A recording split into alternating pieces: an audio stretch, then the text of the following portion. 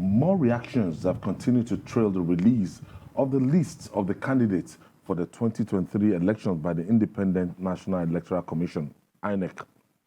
One of the politicians affected by that action, the former Minister of Niger Delta Affairs, Senator Godswill Akpabio, is miffed that people are rejoicing over omission of his name from the list of senatorial candidates. Akpabio said it is laughable to see people jubilating on social media over INEC decision.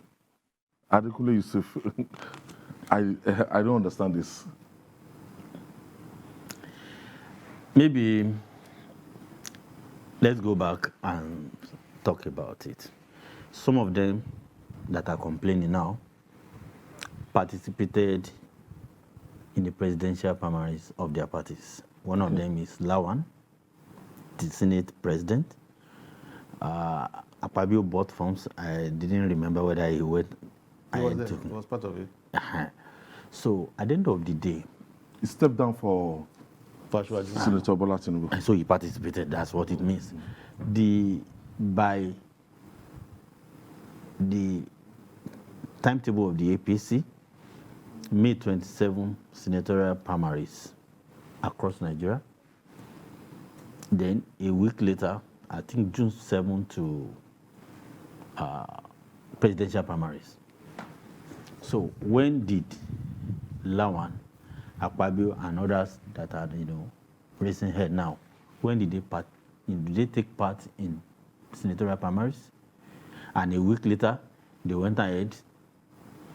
And when you look at the leadership of the APC, you shake your head, because the chairman of the party that should be giving the guideline, providing direction, is also modeling things up. You saw his statements everywhere. I said, okay, why? So when people are now saying, oh, Akpabio, you didn't win, they were only saying the truth. Akpabio didn't win any senatorial primaries. INEC has said it, and it's not contesting. It's not, contesting against a small fish. The man that won was a former DIG. So it's not you look for a school dropout to hold the form. If you go to Yobe State, Was the man a placeholder for Akpabio? No, there was no placeholder. A DIG, a former DIG, to be a placeholder for who? Go to Yobe State. The guy that won was also not a small boy. In 1992, he was elected into the House of Reps. Wow. At age 26. Wow. He has been national auditor for PDP, has been House of Reps, he has been this, he's chaired national boards of this and that. So it's not just a small boy. So, and in that primaries, he contested unopposed. Nobody contested against him in Yobe State.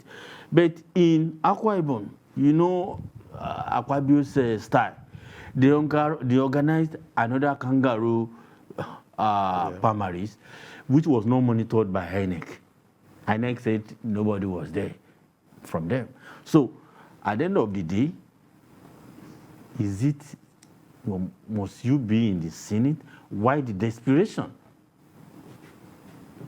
The way some of them are going about it, is it their birthright? Why are they desperate? What services are they rendering in the Senate that any other Nigerian cannot render?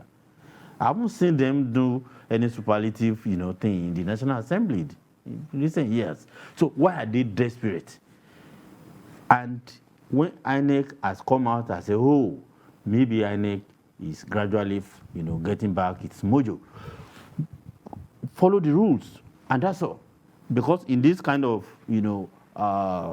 situation where you want to resort to what you call a rule of the jungles and all that, you will end up with litigations. The party may win. At the end of the day, they will now be going from one court to another up to Supreme Court. And eventually, when somebody has spent like 2-3 years, the Supreme Court will eventually determine the winner. That doesn't say anything good about our democracy. Sam, What do you know about of this case? Well, I think Kule has just spelled out everything, in details. Two issues for me here. First, impunity. Second is this crisis of confidence, in the entire APC leadership. So you have a man who is almost like a career politician. For most Nigerian politicians, they've made a career of politics. And so it's painful for him to imagine himself losing the job. Quite painful. But that is the reality of the situation. Okay, so you have the first case of politicians thinking that this is about their career. Two, the case of impunity, where over time it had become so established that these political parties can just do whatever they like. And that's what we have just witnessed, where you talked about the APC leadership led by, Adamu, organizing a different primary just to, Placate. Placate these guys. Do you understand? And you don't expect other party members to just sit back and watch. You had that scenario in Akwa Ibom. You had it in Yobe, where people want to eat their cake and have it. It's not possible. They forgot. I mean, we had the processes that were more than transparent. I mean, so if anyone is aggrieved, you go to court, and that's what these guys want to latch on. In the case of Akwa Ibom, just to add to what Kunle said, you have a faction that is also facing legitimacy crisis. That's the faction that Akpabio belongs to. They already had their case in court, where the party chairman himself, emerged under very, alleged fraudulent circumstance. and then you have a party chairman trying to, void the democratic process and just do whatever he thinks. And that's why I call these things, it's just impunity. Because it has worked in the past, they think these things will continue to work. But society is evolving. Our political space is also evolving. People are involved. You have younger elements who are insisting on order. So these guys can't eat their cake, can't have it. They knew what they were going into. You want to run the presidency. So if you won, you then also probably ask your own man or your own surrogate to run. The same thing happened in Ebonyi State. So what lessons are there for APC? If they are not careful, these challenges are going to haunt them in the future, where they spend a greater part of their time after the elections, in the court. In the court. And Ayo, I think they should read the moods of the nation. People are losing confidence in the leading parties in this country. And that's because of the kind of examples we see of how they've been able to manage their internal crisis. It doesn't give anyone hope. I mean, if you run small organizations that way, how do you intend to run the bigger organization, which is Nigeria? Nigerian project is just too big for us to, treat it with levity. Okay, I have Hassan from Lekki. Thank you for joining us, Hassan. I have two things to say about the retired justice of Nigeria. Look, it is better for him the way he left. The allegation is too weighty for him and for those people at that level to make such allegation. Look, remember, the justices of Supreme Court, you understand, they are not kids for them to make an unsubstantiated allegation. It's better for him to leave so that there will be sanity. It's a systemic problem. Everybody knows about it. It's not about sentiment or anything. It's better the way he left so that there will be sanity in the system. Secondly, about the former ministers, former presidential aspirants coming back to eat their cake and have it. I don't think that should continue in our democratic space. You contest for president, you should be consistent with your contest, not to take the list. You went for presidency and you stay there, be principled. The issue of coming back, where you did not contest and now trying to occupy this place is so right. Common sense is so common. Good evening. Thank you, Asa from Lekki. Not forgetting that I wanted to ask, there's the turnover of the number of governors after serving their 2 terms that want to end up in the National Assembly, and Mr. Akpabio falls into that category, 2-time governor of Akwa Ibom. He has gone to the Senate before. He wants to return to the Senate after being a minister. A minister. And if you check out the number of governors that are spending their 2nd term, that they've clinched a ticket to go to the Senate now, you see that there's a kind of multiplication on that list. Well, even before I address that, people like Akpabio should just, I want to remind him of the proverb that says that when you pursue 2 rabbits, it's most likely you end up with nothing. He was a minister, willingly he resigned, paid 100 million naira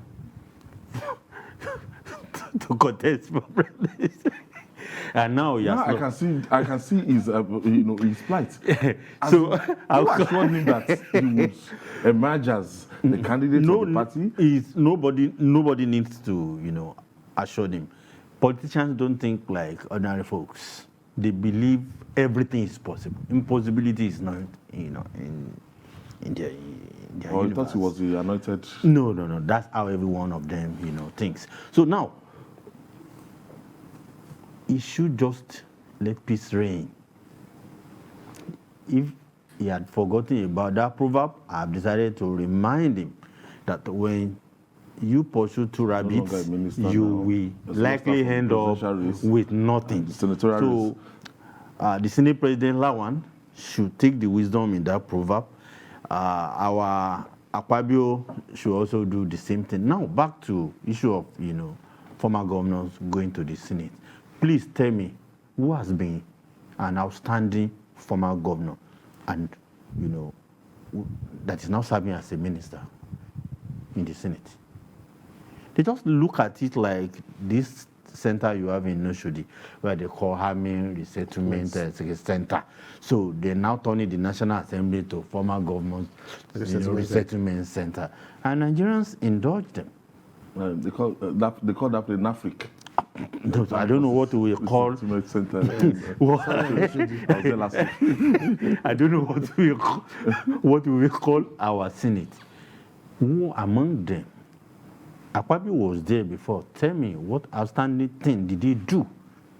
He was an uncommon governor, no doubt. Yeah. But he was. I don't want to use terrible words. He wasn't outstanding as a minister. He wasn't outstanding as a lawmaker. And when he was a minister, what did he do that any Nigerian can say he's proud of his service? Nobody. The corruption that dodged all the agencies under it. What happened? One laughable thing to another, from ridiculous to whatever. And we stomach everything. So people like him should just let peace reign in our society. Okay. This retirement grant. Yes. It was referring to let's just add some color to it. How many senators do we have in this country? About 109. 109. Okay. A report I just read says about 28 past present governors may end up as senators in 2023. Do you understand? So I just yes, 28. So I just like to paint it vividly. 36. So chances are that you are going to have 28 former governors if they win the elections back in the National Assembly. They have the watches. And then Kule says, can you just do an honest review of the performance of those we have had there? Nothing outstanding. In fact, those you can say have been quite prominent in terms of their contributions are not you can't point them out. Do you understand? So we have a problem where our leaders who have been through the states. You can't think of anybody like Senator Inaya Baribi. Do you understand? Do you understand? Somebody of that stature in the Senate. What we have there, like Senator Smart Adeyemi, contribution. Yes. So it's like a parapet kind of thing. People just get in there. They go there to sleep. Now you talk sleep. So we can't lay hands on that special contribution that has been made, apart from all of them, desiring to end up in National Assembly, because it's a comfort zone, as it were. You just go there. How many times do they attend meetings? And at the end of the month, you pocket how much? A lot of millions. Do you understand? Without sweating. They're rich already. Nothing special. These governors are rich men So already. things will have to change.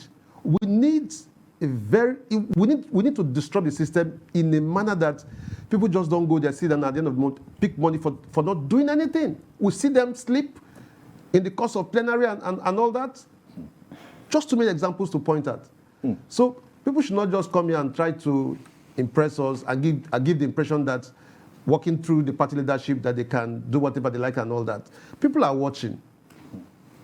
If they are smart enough, they should feel the temperature of our political environment. Something is going to give. Let them not. Something is going to give. Nigerians are demanding accountability. So what is happening in the social media is for somebody like Akpabio to feel the pulse of the people. You should just take that he's feeling the pulse of the people. People are not happy.